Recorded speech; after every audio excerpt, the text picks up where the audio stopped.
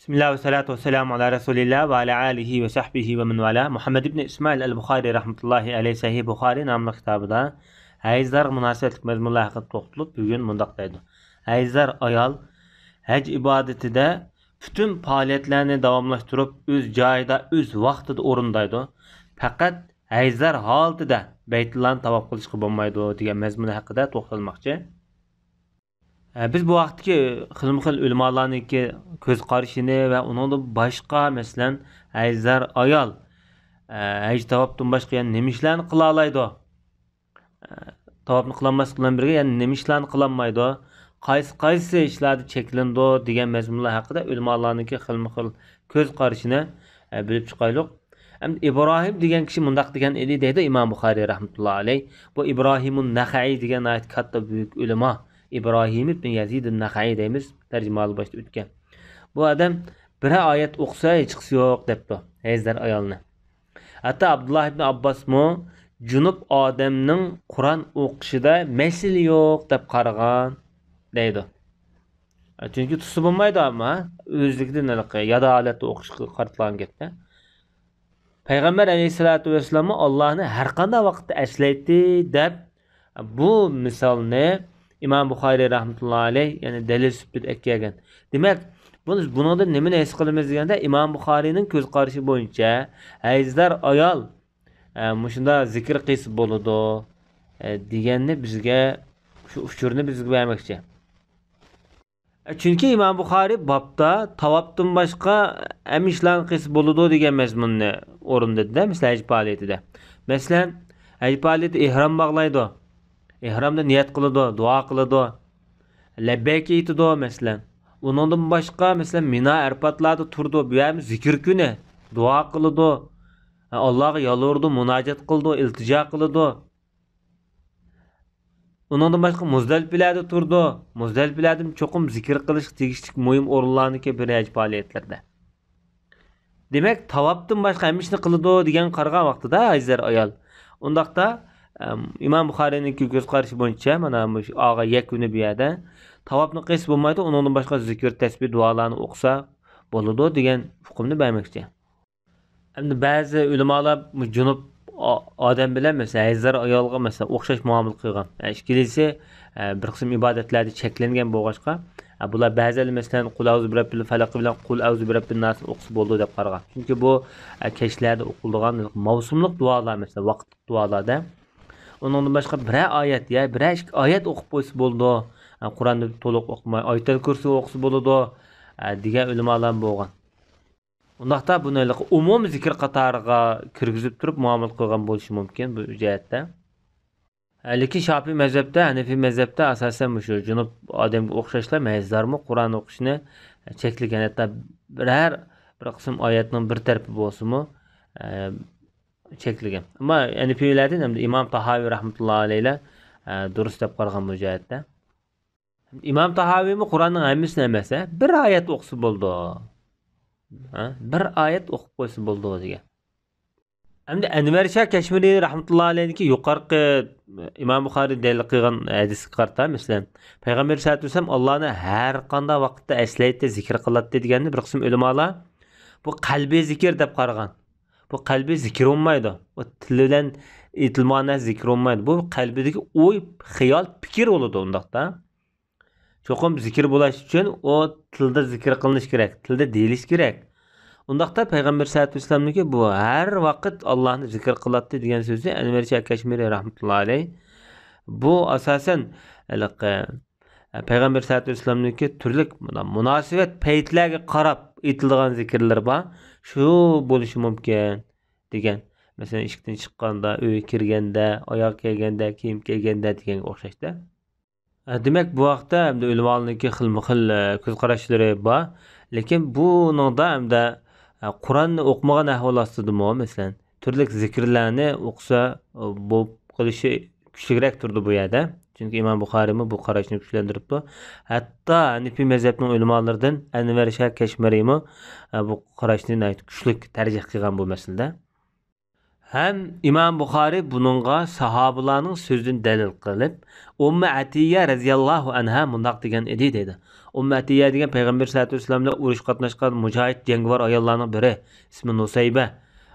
Nayt batur bo'libmi bu ayolniki baturlikni biz Uhud urushininki umum tafsilotida bakis qilib yetimiz.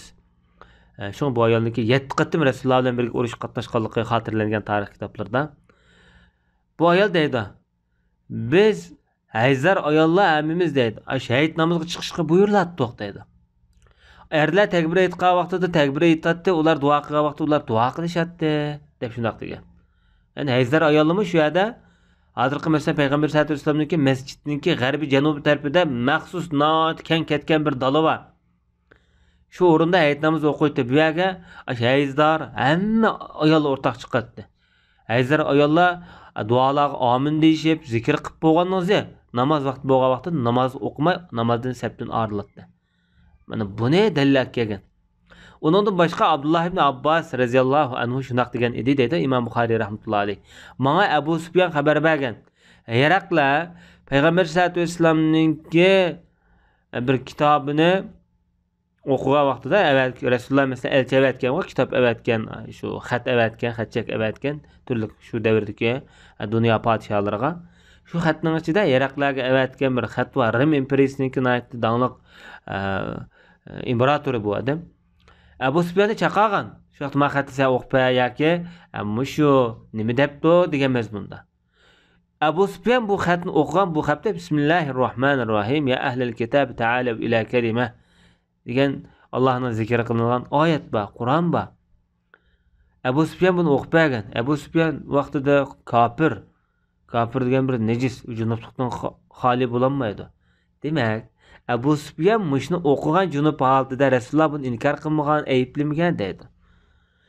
Shunga bir qism ulamolar bir oyat yoki yarim oyat o'qisang bo'ldi degan dalilni mush mazmundan olgan bo'lishi mumkin.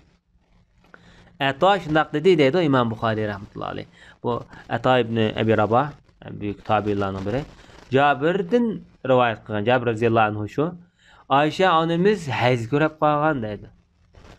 Bu ayol Beytullohni tavof qilishdan boshqa bütün faoliyatlarni joyida o'rindigan, namoz o'qimagan edi deydi. Hakim shundaq deydi. Hakim degan kishini tarjimalim o'tgan, Hakim ibn Utayba degan kishi. Men junub holatimda uloq bo'g'izlaydim degan edi deydi. Vaholanki Alloh subhanahu va taolo Qur'oni Karimda "Va la ta'kulu mimma lam yuzkar ismullohi alayh" Allohning ismi zikr qilinmagan narsadan yemanglar degan oyat bor turug'liq. Men junub holatda uloq bo'g'izlaydim deydi. Undaqda junub holatda bu zikrni qilmish bo'lmaydi. Bo'lapmi? Bismillah deb bo'g'izlanmagan uloq harom.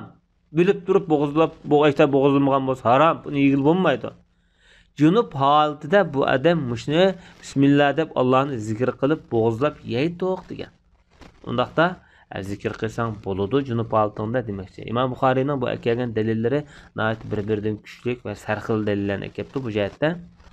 İmam Buxoriyning bu mazmunda bayon qilgan 6 asar zikr qilingan. Oyat, ulamoning so'zi, shu vaqtdagi har xil qilmishlar bo'lib, buning hammasi mushi junub, ayzar, Qur'on o'qisa bo'ladi, zikr qilsa bo'ladi degandek mazmunlar bayon qilingan. Amaliyotda buning qarshi bu İmam Buxoriyning bu so'ziga qarshi yoki bu nazariyasiga qarshi bir qism nurg'un ulamolarningki raddiyalarim bor. Buniki tafsilotini to'liq bilish uchun fiqh kitoblarga murojaat qilish to'g'ri keldi. Bu fiqh kitoblarga murojaat qilgandan keyin qalbi qanoat qilgan tarafni qabul qilsa, bu o'rinli. Shundaq islom fiqhisida bo'ladi, bo'lmaydidan iborat ikki xil qarashlar yoki tafsiliy tushunchalar bo'lishi qaramay, hatto Imom Tabari rahmatullohi alayh durust deb qaragan bo'lsa-mu, bu adam buning qarshi raddilik dalillarning hammasini bu kamolat, mukammallikni qo'g'lashgan degan. Undaqda pokiz holatda tahorat bilan zikr qilingan zikr haqiqatan yaxshi, nayt mukammal holatda bo'ladi. Ammo junub holatimi bo'ladi degan yaqlamoqchi. Undaqda eng mukammal zikr qilmoqchi bo'lgan odam cho'qim tahoratlik bo'lishi kerak. Ba'zida mukammal bo'lmagan ahvol ostidami normal bo'lishni xohlab qolgan yoki jiddiy paytlarda bu holatda bo'ladi demoqchi. Undaqda Imom Tabariyningki qarashi bu jihatda nihoyatda mukammal, nihoyat odil, ikkili tarafdagi kishilarga insof bilan muomala qilgan qarashda qiladi bu jihatda. Endi bu 305 numurluq hadis Imom Buxoriy rahmatullohi alayh buni o'zining ko'z qarashlari va boshqa ulamolarning ko'z qarashini hadis orqali ham kuchlantirmoqchi bo'lib 305 numurluq hadisni aytibdi. Bu hadisda Imom Buxoriy rahmatullohi alayh bizga Abu Nuaym hadis so'zlab bergan edi deb shunday deydi. Abu Nuaymning tarjimasi boshida o'tgan Fazl ibn Dukayn nomi bilan o'tgan mashhur buyuk muhaddis. Bu odam deydi bizga Abdul Aziz ibn Abi Salama degan kishi hadis so'zlab bergan edi deb shunday deydi. Bu kishining tarjimalari boshda o'tgan. Bu odam hamda Abdurrahman ibn Qosim degan kishidan rivoyat qilyapti. Abdurrahman ibn Qosim bo'lsa Qosim ibn Muhammaddan dadisidan. Bu kishi Oyshadan. Oysha onamiz shu. Muhammad bu yerda Oysha onamizningki inisi bo'ladi. Undaqda Qosim jiyan bo'ladi. Bu raviylarningki tarjimalar asosan boshda o'tib bo'lgan kishilar. Oysha onamiz deydi, Payg'ambar sollallohu alayhi vasallam bilan birga bir safarga chiqdik. Maqsadimiz faqat haj qilish. Biz Sarab degan joyga kelgan vaqtida bu yerda men hayz ko'rib qoldim deydi. Biz Sarab degan joyni biz boshda bir qatim deganda qilamiz, Navariya ismi bilan mashhur bo'lgan shu Makkaning g'arbiga 3 kilometr ajraqliqdagi bir o'rin. Bu Tanim, Vadi Fatima deydigan mashhur Payg'ambar sollallohu alayhi vasallamning hayotida tasvirlangan joylar bor. Shu o'rinda. Hozir Navariya degan Makkaga kirgan vaqtimizda Makka kirdigan yerda bir taftish bor. Jumumdan o'tgandan keyin. Shu taftishda o'tgandan keyin ham o'ng qo'l tarafdagi rayonlarning hammasini Navariya deymiz. Bu o'rinning ismi burun sarab turib nimishqadir Navariya deb o'ylanib qolgan desa, bularlik oq, gach, pishiqlab ishlaydigan zavodlar, masalan, shunday ayni vaqtdagi masalan, kasbiy hunarvanlarniki turalg'i joyi, işte oq, gach ishlab chiqaradigan yeri bo'lg'achqa shu Navariya deb atilib qolgan keyingi mezgillarda. Shu hayz ko'rib qolgan holatida hamda Payg'ambar sollallohu alayhi vasallam mening qashimga kirdi-da, men yig'layapman. Payg'ambarimiz nima bo'ldingiz, nima yig'laysiz debdi. Men shu vaqt dedim, bu yil bir haj qilmasam bo'pti-kan deb o'ylab qoldim. deb shunday dedim. Payg'ambarimiz darhol, "Ha, siz hayz ko'rib qoldingizmi?" dedi. "Hayz ko'rib qoldingizmi?" dedi. Payg'ambarimiz nima demoqchi bo'lganini tushunib bo'ldi-da, ayada. Amaliyotda Oysha onamiz depamga men hayz ko'rib qoldim demagan.